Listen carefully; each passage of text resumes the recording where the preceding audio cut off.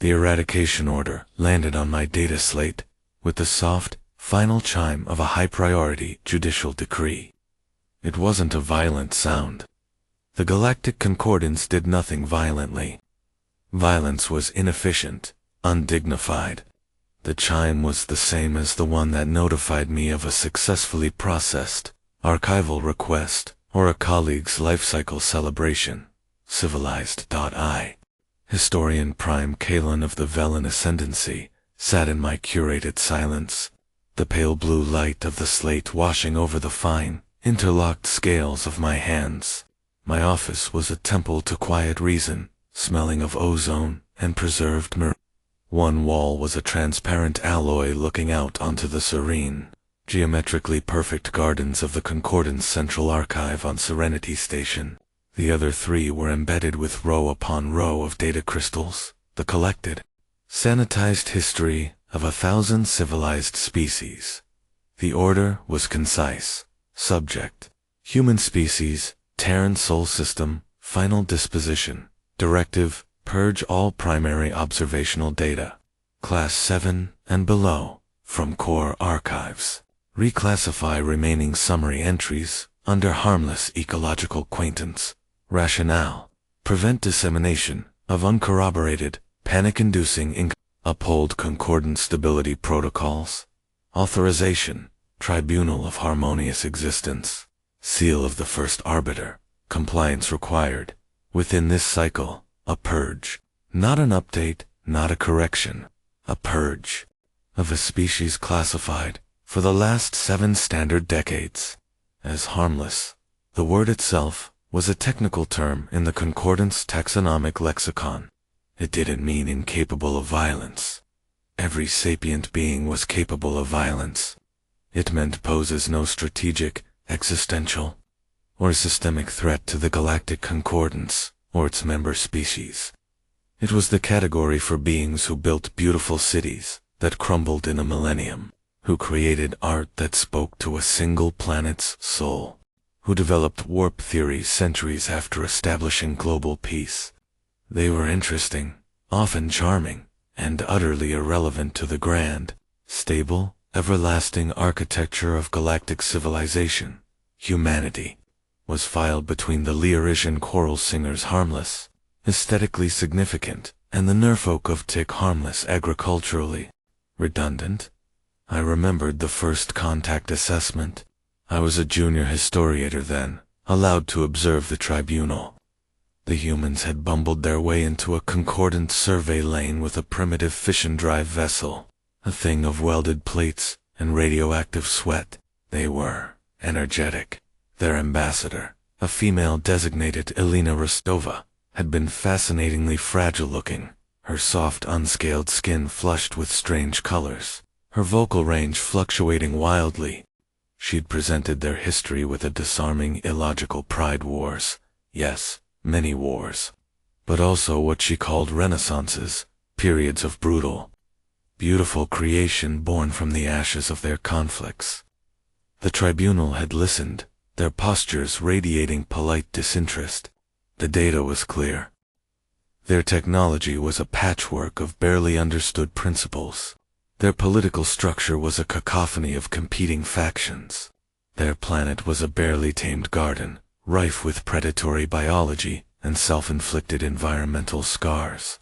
Their greatest achievement, they claimed, was a global data network they used primarily to share images of domesticated felines and argue with strangers. The verdict was unanimous. Harmless. They were granted observer status. A few trade lanes for their unique organic curiosities. They called it coffee and spices, and were politely but firmly guided to the nursery slopes of galactic society. They asked questions, so many questions with a childlike, tiresome insistence. They were assigned cultural liaisons. They were studied, briefly, then mostly forgotten, and now, an eradication order, for panic-inducing, incongrupties. My primary manipulator hovered over the acknowledge and comply icon. My duty was clear.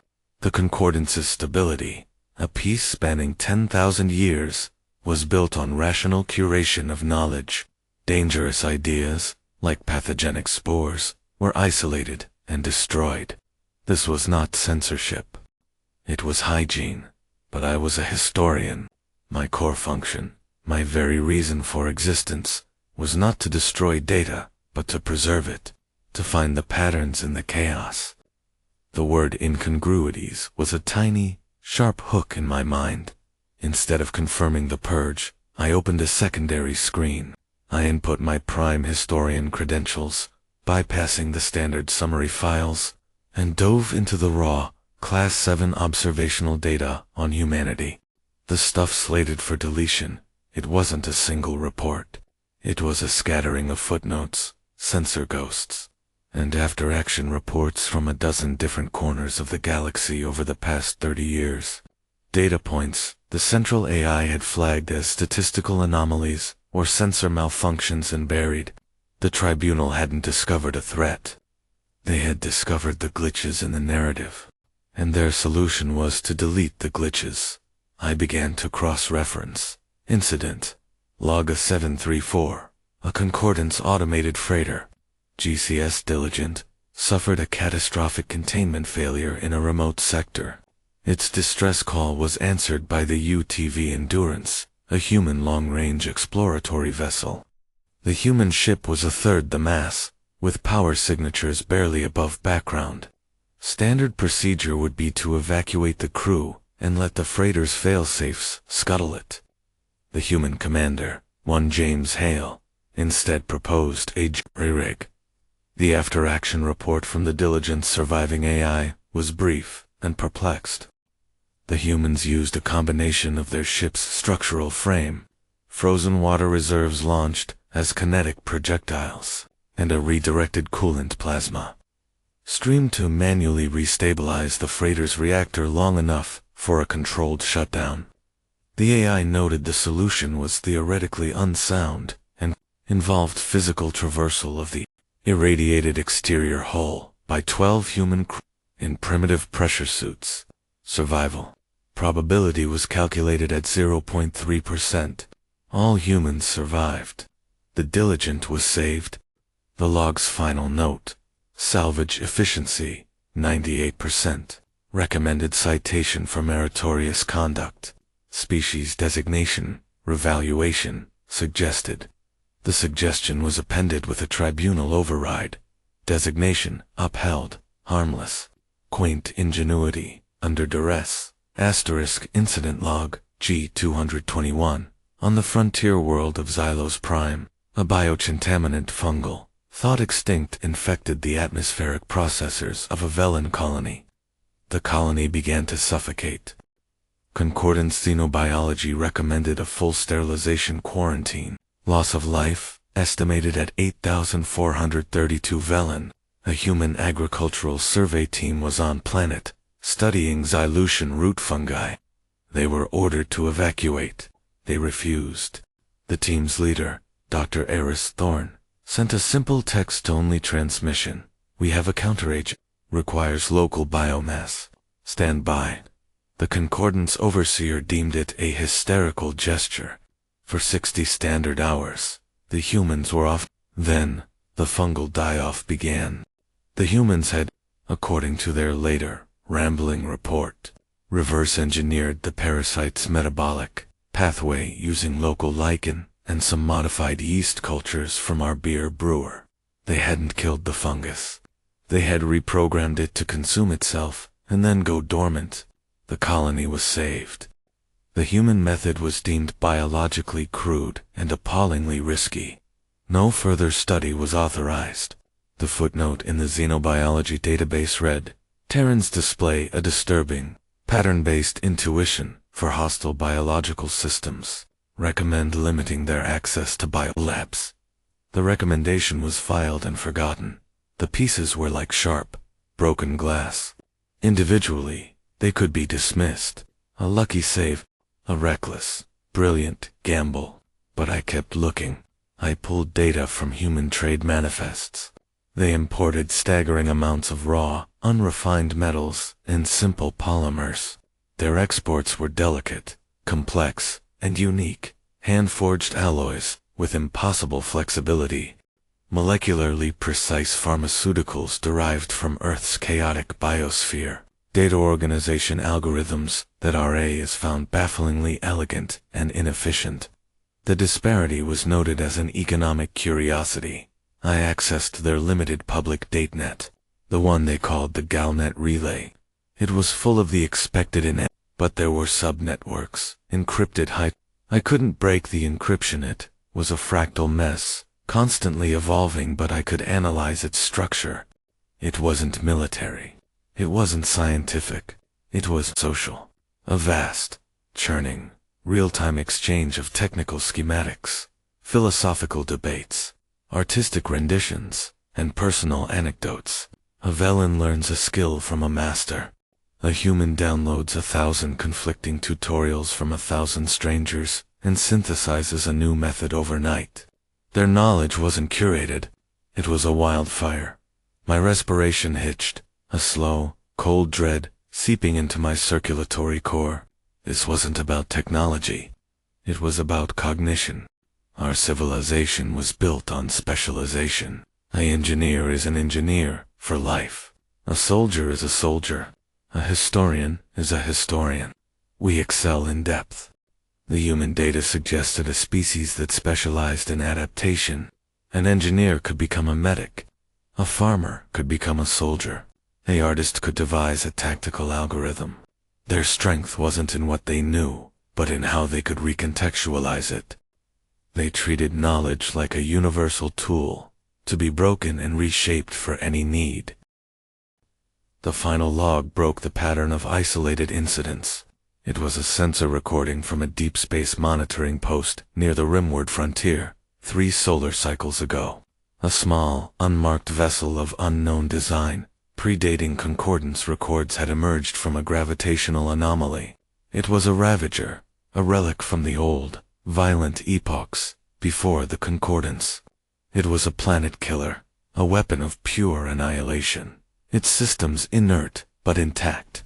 A concordance fleet was dispatched to dismantle it with sterile, long-range particle beams. The human observer ship Curiosity was also there, on a sanctioned planetary survey. They were told to maintain distance. The recording showed the concordance fleet beginning its precise, systematic disassembly. Then, the Ravager's ancient defensive systems activated, a probability negation field. Our particle beams simply ceased to exist before hitting the hull. 3 concordance cruisers were dissolved into quantum foam by return fire. Our fleet fell back, regrouping for a slower, riskier assault. A new signal entered the recording. Audio only. The Curiosity. Concordance command. This is Curiosity Actual. We have a possible solution. Request permission to approach. The Concordance commander's reply was icy. Denied. Curiosity. You are classified harmless. Withdraw to a safe distance. There was a pause. Then, a different human voice. Younger, calmer. Commander, with respect, your guns can't hit it. Ours can't either. But that thing's running on logic gates, older than your civilization. It thinks in straight lines. We don't. Explain. We're going to tell it a story it can't understand. What followed was 23 minutes of sheer, transcendent insanity. The Curiosity didn't fire a weapon. It began broadcasting. A torrent of data. Not an attack virus. The Ravagers' systems were too alien. It was everything. It was the complete works of Shakespeare, translated into mathematical harmonics. It was the chemical formula for serotonin, and a bootleg recording of a human musical form called heavy metal. It was the schematics for a steam engine, a DNA sequence for a wheat hybrid, and a live feed of Earth's oceans. It was a chaotic, beautiful, self-contradicting flood of humanity. The Ravager's systems, designed to counter targeted weapons or coherent hacking attempts, had no defense against a billion unrelated pieces of information. Its targeting arrays locked onto the Curiosity, but its threat assessment protocols short-circuited. Was this a weapon? Art? A prayer? A recipe? For 7 minutes, It tried to categorize the signal. Then, its central processor, faced with an unsolvable paradox of intent, initiated a catastrophic logic loop failure. It didn't explode. It just stopped. Every system went dark, permanently. The Concordance fleet moved in and dismantled the Silent Hulk. The official report cited unknown system decay as the cause of the Ravager's shutdown. The Curiosity's actions were logged as unorthodox sensor activity of no tactical relevance. I sat back in my repose harness, the silence of my office now deafening. The blue light of the eradication order still glowed. I understood now. The tribunal hadn't just underestimated humanity. They had fundamentally misunderstood the nature of the threat. Humanity wasn't dangerous because they had bigger guns. They were dangerous because they had no rules for what a gun was. They could turn a song into a scalpel, a history lesson into a siege weapon, a joke into a key that broke a god machine.